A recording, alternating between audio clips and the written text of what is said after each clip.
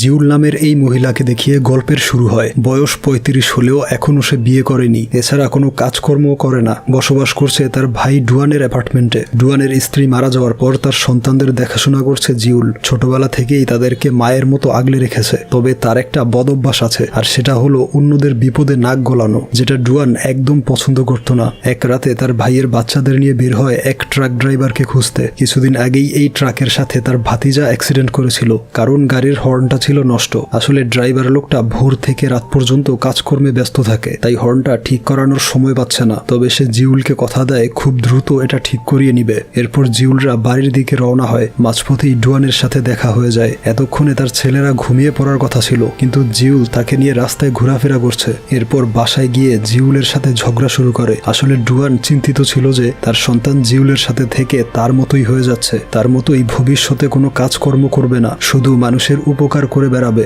এভাবে তো আর জীবন চলবে না। তাই সে জিউলকে বাসা থেকে বেরিয়ে যেতে বলে। এসব শুনে জিউল তার কাছে টাকা দাবি করে বসে, কারণ সে অনেক বছর তার সন্তানদের দেখাশোনা করেছে। ওই সময় চাইল্ড কেয়ার সেন্টারের খরচ ছিল প্রায় 2 লক্ষ টাকা। সেই সমপরিমাণ টাকা তাকে দিয়ে দিতে বলে। সে ভাবছিল ডুয়ান এই মুহূর্তে টাকা দিতে পারবে না, কিন্তু সে তার এটিএম কার্ডটাই তাকে দিয়ে দেয়। পরদিন সকালেই সে এক রিয়েল এস্টেট এজেন্টের সাথে দেখা করে, যে তাকে শহর থেকে অনেক দূরের একটা অ্যাপার্টমেন্ট দেখায়। কিন্তু জিউল সেখানে যেতে মানা করে দেয়, কারণ তার ভাতিজাদের একদিন না দেখলেই তার মন ছটফট করে। তাই সে নিজেই কাছাকাছি একটা সস্তা অ্যাপার্টমেন্ট বেছে নেয়, যার নাম হচ্ছে ব্যাকসু অ্যাপার্টমেন্ট। সেখানে গিয়ে প্রথমেই দেখা হয় সিকিউরিটি গার্ড মিস্টার জংহির সাথে। সে জিউলকে দেখে কিছুটা অবাক হয়ে যায়, কারণ এই বিল্ডিং এ নতুন ভাড়াটিয়া আসবে দূরের কথা, এখানে যারা বসবাস করছে তারাই চলে যেতে চায়। জিউল তার কথায় তেমন গুরুত্ব দেয় না এবং 501 নাম্বার ফ্ল্যাটে, মানে তার ভাড়া নেওয়া ফ্ল্যাটে উঠে পড়ে। আসল ঝামেলাটা শুরু হয় রাতের বেলা। বিকট এক শব্দে ঘুম ভেঙে যায় তার। ঘড়িতে বাজে তখন 4টা। শব্দটা ধীরে ধীরে তীব্র হতে শুরু করে। ধারণা করছিল উপরের ফ্ল্যাটে কেউ হাতুড়ি ব্যবহার করছে। এই মনে করে 601 নাম্বার ফ্ল্যাটের দরজায় নক করতে আসে, কিন্তু কেউ দরজা খোলে না। এরপর সে কমপ্লেইন জানাতে সিকিউরিটি রুমে যায়। ঘুম থেকে উঠিয়ে পুরো ব্যাপারটা বলে। জংহি বলে, এটা তো নিত্যদিনের ঘটনা, আমাদের অভ্যাস হয়ে গিয়েছে। এরপর সে বাহিরে এসে দেখে বিল্ডিং এর সব বাসিন্দারা নিচে নেমে এসেছে। ওই বিকট শব্দ এত বেশি যন্ত্রণাদায়ক ছিল যে এরা রীতিমতো অতিষ্ঠ হয়ে গিয়েছিল।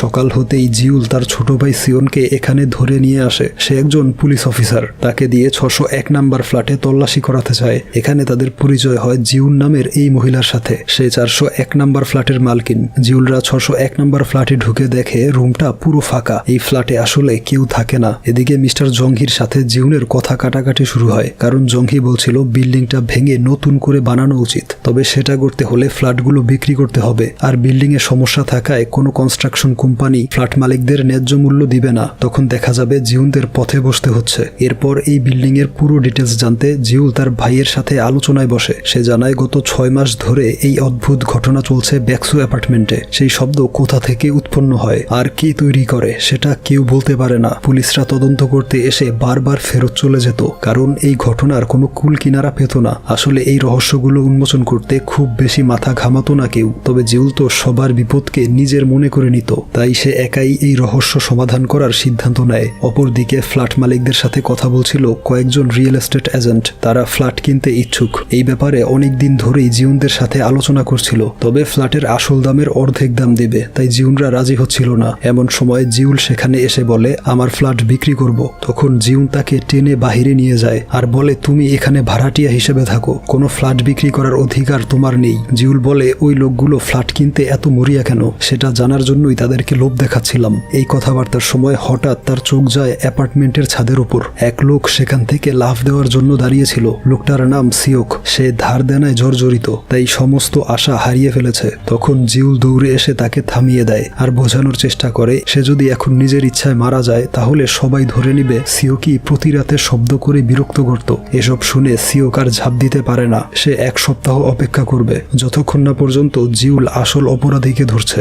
জিউল তার কাছ থেকে এক তান্ত্রিকের নাম জানতে পারে, যে এই অ্যাপার্টমেন্টেই থাকে এবং সবাইকে সাহস বাড়ানোর তাবিজ দেয়। বিষয়টা একটু সন্দেহজনক, তাই জিউল সেই তান্ত্রিকের সাথে দেখা করতে চলে আসে। সে থাকে 301 নাম্বার ফ্ল্যাটে। লোকটা তার সামনে বসে মন্ত্র পড়া শুরু করে আর এমন ভাব করতে থাকে যেন তার ভিতরে কোনো আত্মা প্রবেশ করেছে। এসব দেখে জিউলের ভয় পাওয়ার কথা ছিল, কিন্তু ঘটে উল্টো ঘটনা। জিউল ছিল খুব চালাক, তাই সাথে সাথেই তান্ত্রিকের ভণ্ডামি ধরা পড়ে যায়। এরপর সে হিসাব করে দেখে প্রতিদিন 15-20 জন এমন মানুষ এই তান্ত্রিক তান্ত্রিকের কাছে আসতো, যারা বিল্ডিং এর শব্দে প্রচন্ড ভয় পায়। তান্ত্রিক তখন সাহস বাড়ানোর ভুয়া তাবিজ দিত, তার বিনিময়ে চেয়ে বসতো অনেক টাকা। এভাবে সে ভালোই ব্যবসা করছিল। জিউলের ধারণা তান্ত্রিক নিজেই ইচ্ছে করে শব্দ তৈরি করে যাতে ব্যবসাটা ভালো চলতে থাকে, কিন্তু তান্ত্রিক বলে তোমার থিওরি ভুল, কারণ সেই শব্দের যন্ত্রণায় ধীরে ধীরে বাসিন্দারা অ্যাপার্টমেন্ট ছেড়ে চলে যাচ্ছে। এর ফলে আমার কাস্টমারও কমছে, অর্থাৎ আমার ক্ষতিটাই বেশি হচ্ছে। জিউল শুধু কথায় বিশ্বাস করে না, সে দেখতে চায় প্রমাণ। তাই ঠিক করে রাতে তান্ত্রিকের উপর নজর রাখবে। একটু পরেই ডুয়ান ফোন করে বলে তার ছেলেকে খুঁজে পাওয়া যাচ্ছে না। এই শুনে জিউল এক দৌড়ে থানায় চলে আসে। এরপর তার ভাতিজাকে খুঁজে পাওয়া যায়। সেই ট্রাক ড্রাইভার হর্ন ঠিক করিয়েছে কিনা সেটা দেখার জন্য সে একাই গ্যারেজে চলে গিয়েছিল। জিউল তাকে সাবধান করে দেয়, এমন ভাবে যেন আর কখনো বাসা থেকে বের না হয়। কিছুক্ষণ পর ডুয়ান আসে থানায় আর জিউলের সাথে রাগারাগি করে। মন খারাপ করে অ্যাপার্টমেন্টে ফিরে আসে। দেখতে পায় দরজার পেছনে লাল রং দিয়ে কেউ একজন বড় করে গেট আউট লিখে রেখেছে। এছাড়া ঘরের সব জিনিসপত্র ছিল এলোমেলো। যে কেউ এমন অবস্থা থেকে বুঝতে পারবে ঘরে কোনো চোর ঢুকেছে। তাই সে একটা ছোট্ট ঝাড়ু নিয়ে খুঁজতে থাকে চোরকে, কিন্তু কাউকে দেখতে পায় না। এরপর সে ঘুমানোর অভিনয় করে। তখন আড়াল থেকে এই মেয়েটা বের হয়ে দরজার সামনে যায়, আর ঠিক সেই মুহূর্তেই জিউল ঘরের লাইট জ্বালিয়ে দেয়। মেয়েটার নাম বিয়ল। সে সরকারি চাকরির জন্য পরীক্ষা দিবে, এর জন্য কিছু বইপত্র অর্ডার করেছিল। ডেলিভারি বয় তার রুমের সামনে পার্সেল দিয়ে গিয়েছে, কিন্তু সেটা আর এখন খুঁজে পাচ্ছে না। তাই সে মনে করছিল নতুন ভাড়াটিয়া, অর্থাৎ জিউল হয়তো চুরি করেছে তার পার্সেল। এই সন্দেহ ঠিক কিনা দেখতেই এখানে আসা। সবকিছু শুনে জিউল তাকে ক্ষমা করে দেয় আর বলে গেট আউট লেখাটা মুছে দিয়ে যাও। বিউল জানায় এই লেখাটা সে এখানে আসার পরই দেখতে পেয়েছিল। এটা তার লেখা নয়, অর্থাৎ দ্বিতীয় কোনো ব্যক্তি এই কাজটা করেছে এবং তার চেহারাটা সিসিটিভি ফুটেজে ধরা পড়ার কথা, কিন্তু সিসিটিভি নষ্ট থাকায় সেই অজ্ঞাত মানুষটাকে আর খুঁজে পায় না। তখন আবার মিস্টার জাংহি বলে তোমার রুমের পাসওয়ার্ড 1234, যা খুব সোজা। এত সহজ পাসওয়ার্ড যে কেউ খুলে ফেলতে পারবে। তাই সে নিজের হাতেই জিউলের দরজার লকটা পরিবর্তন করে দেয়। পাসওয়ার্ড দেয় জিউলের জন্মদিনের তারিখ। ভোরবেলা জিউল 301 নাম্বার রুমের সামনে দাঁড়িয়ে থাকে। তান্ত্রিক লোকটা কোথাও যাওয়ার জন্য বের হচ্ছিল। ঠিক তখনই সেই তীব্র শব্দ শুরু হয়ে যায়। জিউল এখানে কনফার্ম হয় যে তান্ত্রিক শব্দ তৈরি করে না, কারণ সে এখন তার সামনেই আছে। তারপর দুজন চলে আসে একটা বাগানে। তান্ত্রিক রোজ এখানে এসে প্রার্থনা করত।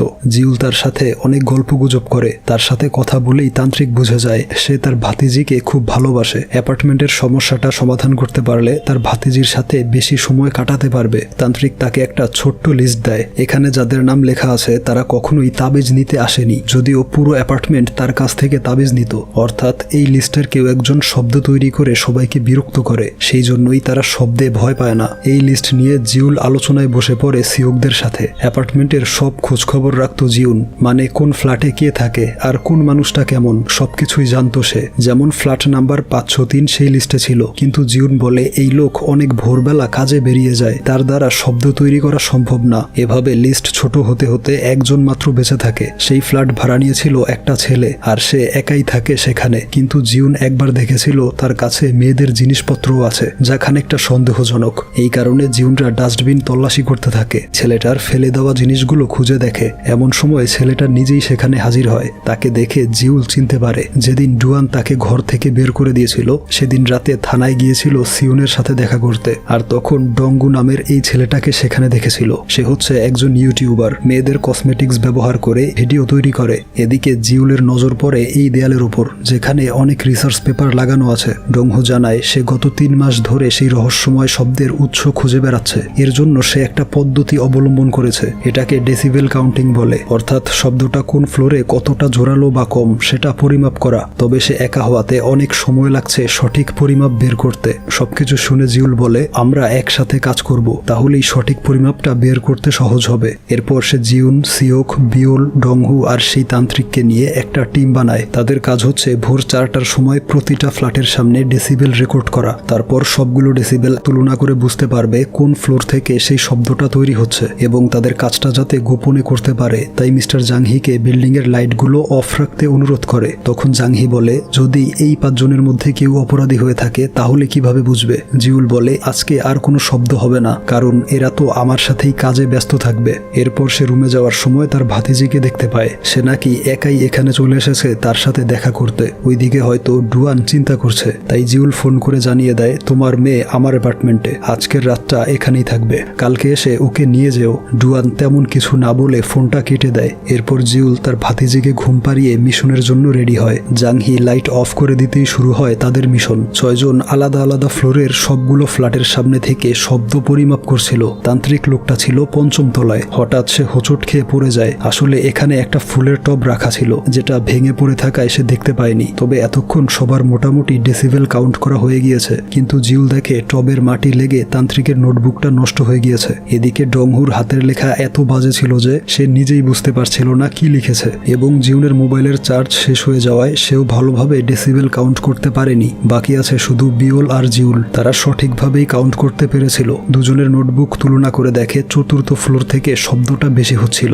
ওইদিকে সিওক ছিল 2য় ফ্লোরে, আর সে তাদেরকে ডাকতে শুরু করে।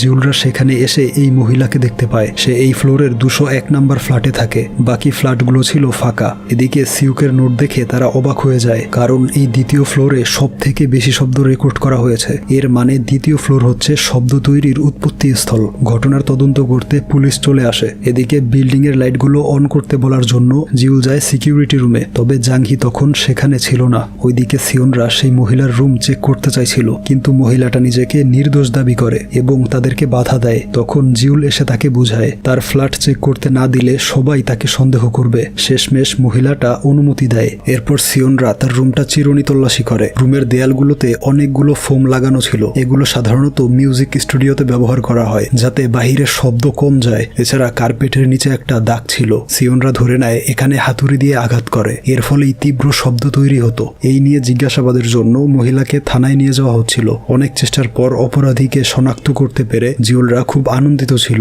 অনেকদিন পর তারা একটু শান্তিতে ঘুমাতে পারবে। এরপর জিউল একজন ইলেকট্রিশিয়ানকে নিয়ে আসে, কারণ অ্যাপার্টমেন্টের লিফটটা বহুদিন ধরে নষ্ট।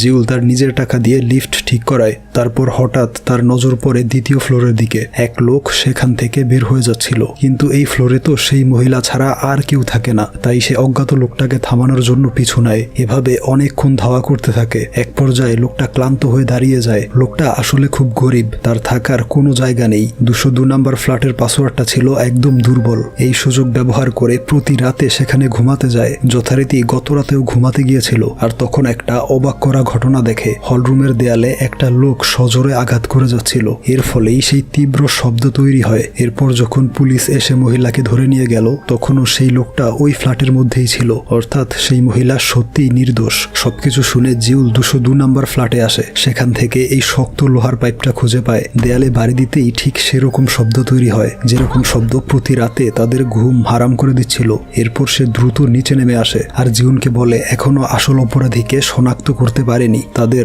আবারও মিটিং করতে হবে। এমন সময় ডুয়ান সেখানে আসে তার সাথে দেখা করতে। তবে জিউল আগে কথা বলতে যায় মিস্টার জংহির সাথে। তাকে বলে গত রাতে 2য় ফ্লোরে অন্য আরেকজন ছিল, যে শব্দ তৈরি করে আমাদের কনফিউজড করেছে। জাংহি অবাক হয়ে জিজ্ঞেস করে 202 নাম্বার ফ্ল্যাটে কে ছিল। জিউল বলে এক গরিব লোক সেখানে গোপনে থাকতে আসে প্রতি রাতে, সেই লোকটাই আমাকে জানিয়েছে। তখন 201 নাম্বার ফ্ল্যাটের মহিলাটা জিউলের উপর ময়লা পানি ছুঁড়ে মারে এবং চিৎকার করে তাকে গালমন্দ করতে থাকে, কারণ সে অনেকবার বলেছিল যে আমি অপরাধী না। কিন্তু জিউল তার কথায় বিশ্বাস করেনি। সে ভোরবেলা রুম থেকে বের হয়েছিল সিগারেটের গন্ধ পেয়ে, আর মেঝের সেই দাগটা তৈরি হয়েছে তার কুকুরের নাকের আঁচড়ে। এসব বলে সে অঝরে কান্না শুরু করে। বিনা কারণেই পুলিশ তাকে জেরা করেছে। এসব দেখে ডুয়ান চলে যাচ্ছিল। তখন জিউল তাকে পেছন থেকে ডাক দেয়। ডুয়ান শুধু বলে তুমি বাসায় ফিরে আসো, এখানে আর থাকতে হবে না। কিন্তু জিউল রাজি হয় না। সে এই রহস্য ভেদ করে তবেই ফিরে যাবে। বলে তোমার মেয়েকে নিয়ে যাও, ও আমার রুমে ঘুমিয়ে আছে। এই শুনে ডুয়ানের চোখে পানি চলে আসে। সে চাইলেও আর কখনো তার মেয়েকে দেখতে পারবে না, তাই কান্না করতে করতে চলে যায়। এদিকে জিউল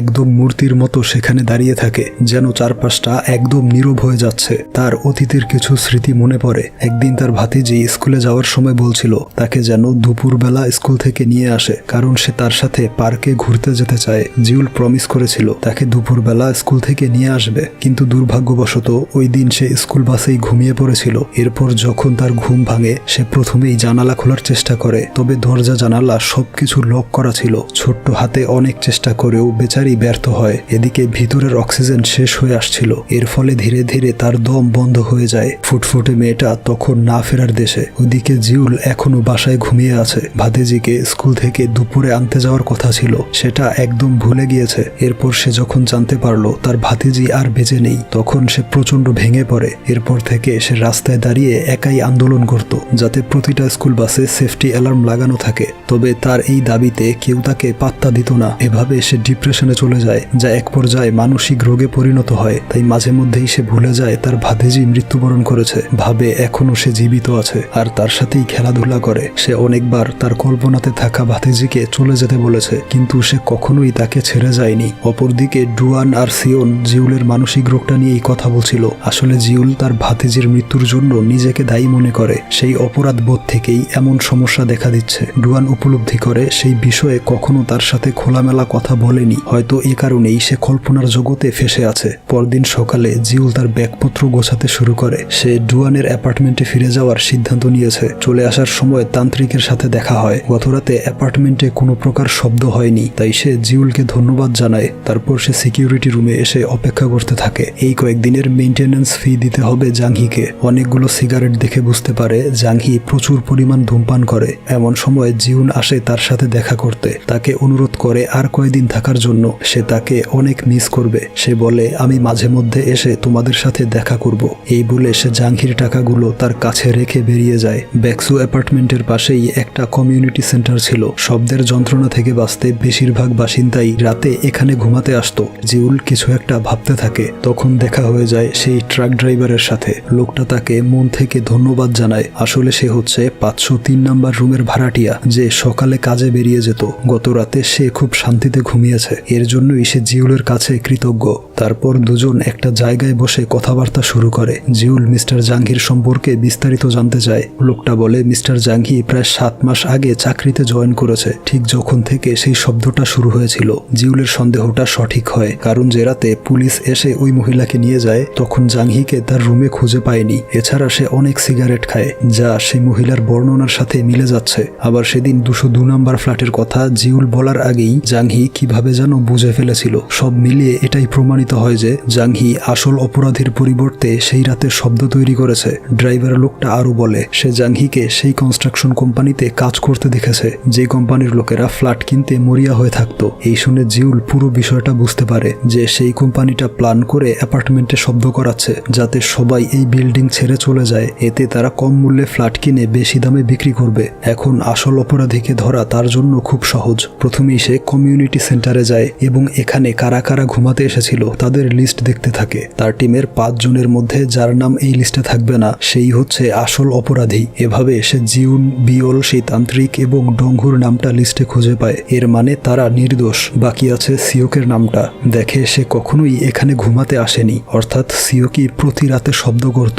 এই বিষয়ে জিজ্ঞাসাবাদ করতে সিওকের ফ্ল্যাটে আসে, কিন্তু সে দরজা খোলে না। সে জিউলকে চলে যেতে বলছিল। তখন জিউল তাকে আশ্বস্ত করে যদি সে সব সত্য স্বীকার করে নেয় তাহলে সে তাকে সাহায্য করতে পারবে। তারপর সিওক বেরিয়ে এসে তার ক্ষতবিক্ষত চেহারাটা দেখায়। একটু আগেই জাংহির ভাড়া করা গুন্ডারা অনেক মারধর করেছে, এর জন্য সে জিউলকেই দায়ী করে, কারণ এই কষ্ট সহ্য করতে পারবে না বলেই সেদিন ছাদ থেকে ঝাঁপ দিতে গিয়েছিল।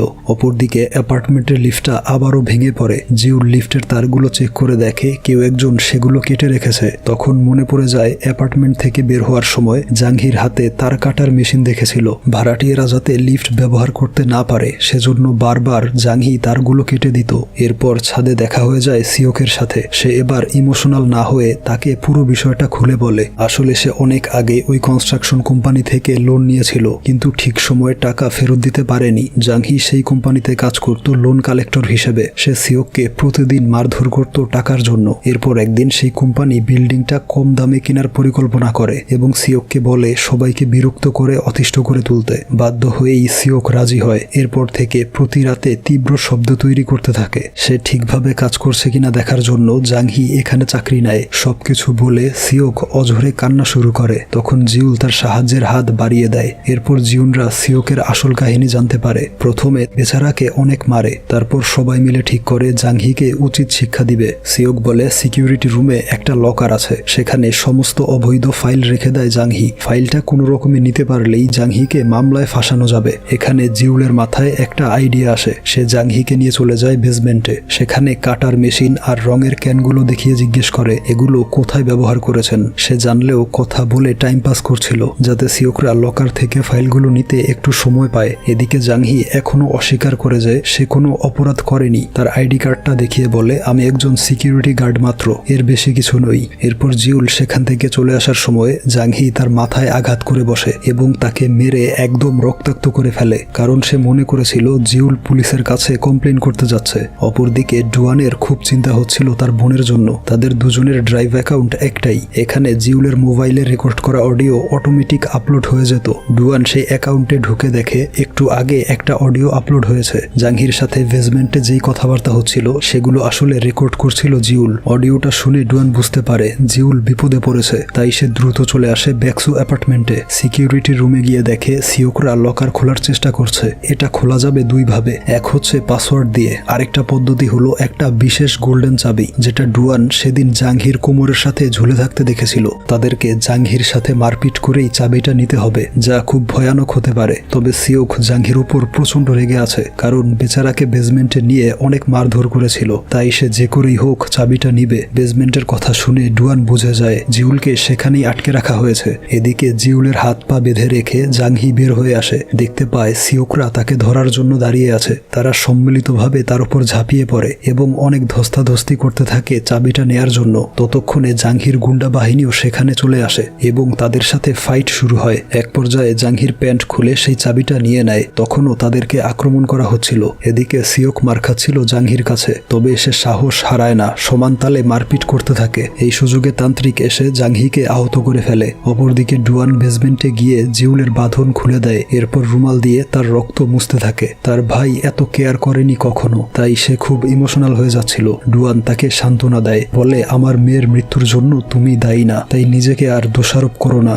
এভাবে চলে যাওয়া ওর ভাগ্যে ছিল, তোমার উচিত অতীতকে ভুলে সামনে অগ্রসর হওয়া। এই শুনে জিউলের মনটা হালকা হয়ে যায়। এদিকে বিয়ল সেই চাবিটা ছুঁড়ে মারে সিওকের দিকে, তবে সে একটুর জন্য ক্যাচ মিস করে আর চাবিটা সোজা ড্রেনের ভিতর পড়ে যায়। এই দেখে জাংহি খুশিতে হাসতে শুরু করে। এমন সময় জিউল সিকিউরিটি রুমের উপর উঠে দাঁড়ায়। তার হাতে ছিল সেই ফাইলগুলো। আসলে যখন তারা মারপিটে ব্যস্ত ছিল তখন সে ডুয়ানের সাথে মিলে লকার খুলেছিল। জাংহি তার জন্মদিনের তারিখটা পাসওয়ার্ড হিসেবে ব্যবহার করেছে, যেটা জিউল দেখে নিয়েছিল আইডি কার্ডে। জিউল একটা মাইক নিয়ে সবাইকে জাংহির অবৈধ কাজকর্মের ব্যাপারে জানাতে শুরু করে। তাদেরকে এতগুলো মাস শান্তিতে ঘুমাতে দেয়নি জাংহি, এর জন্য তাকে শাস্তি ভোগ করতে হবে। তখন গুন্ডারা উপরে উঠে তাকে ধাক্কা দেয়। এতে সেই ফাইলগুলো এসে পড়ে জাংহির সামনে, কিন্তু সেটা খুলে দেখে ভেতরে কয়েকটা অপ্রয়োজনীয় কাগজ। আসল ফাইলটা নিয়ে জিউল তখন ছুটে যাচ্ছিল থানার দিকে। তাকে ধাওয়া করছিল জাংহির লোকজন। এদিকে ডুয়ান জাংহিকে বলতে থাকে, তুমি আমার বোনকে থামাতে পারবে না, সে তার লক্ষ্যে পৌঁছে তবেই থামবে। এর কারণ সে এমন একজন মানুষ যে অন্যের বিপদে বিনা স্বার্থে ঝাঁপিয়ে পড়ে। তার এমন নাক গলানোর স্বভাবের জন্য হয়তো আমরা তাকে ঘৃণা করতে পারি, কিন্তু প্রকৃতপক্ষে এমন মানুষগুলোই আমাদের সমাজে প্রয়োজন।